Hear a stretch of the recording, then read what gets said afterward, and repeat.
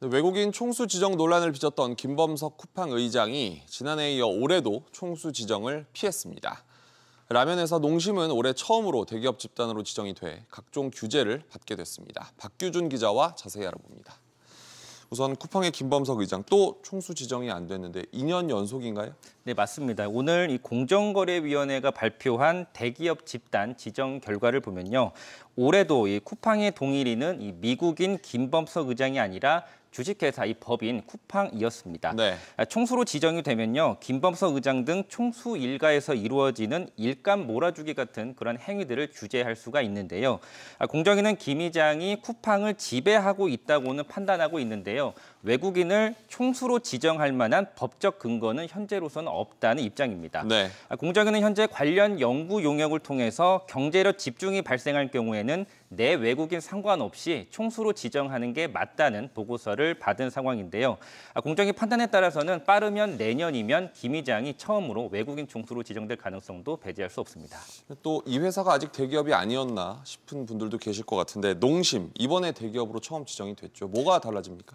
네, 농심은 이번에 처음으로 말씀하신 것처럼 이제 자산 5조 원이 넘는 대기업 집단으로 지정이 돼서 여러 이제 각종 규제를 받게 되는데요. 네. 가장 눈에 띄는 변화는 일감 몰아주기 규제 대상이 되는 거고요.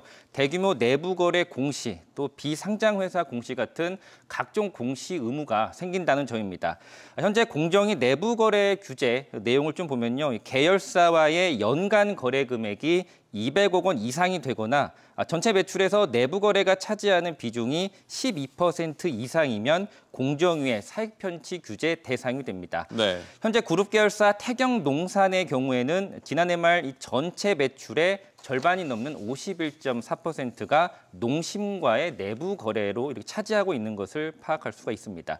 그래서 내부 거래 비중을 좀 낮추는 등의 대응을 농심 측이 좀 해야 된다 이런 지적이 나오고요. 네. 또한 이 신동원 회장은 본인을 중심으로 해서 6촌 이내의 친족과 4촌 이내의 인척에 대한 주식 소유 현황도 이제 다음 달부터는 공시를 해야 되는 상황입니다. 그렇군요. 또 유통회사 이랜드도 눈에 띄는데 앞으로 더 강화된 규제를 받게 되는 거죠. 이유가 뭡니까? 네, 우선 그 이랜드가 자산 10조 원을 처음으로 넘겼습니다. 그래서 상호 출자 제한 기업 집단으로 지정이 돼서 규제를 추가로 받게 되는 그런 상황이 되는데요. 네. 기존 내부 거래 규제에 더해서 추가로 이 상호 출자 금지 또 채무 보증 금지 같은 규제가 신규로 이제 적용이 됩니다. 한편 대기업 지정과는 별개로요, 이 SK가 자산총액 기준으로 해서 현대차를 꺾은 것도 눈에 띄는 부분입니다. 네. 올해 SK 자산총액은 292조 원이고요, 현대차는 258조 원이었습니다. 상위 5대 기업 집단 내에 이렇게 순위가 변동이 된 건 2010년 이후 처음 있는 일입니다. 그렇군요. 박규준 기자였습니다.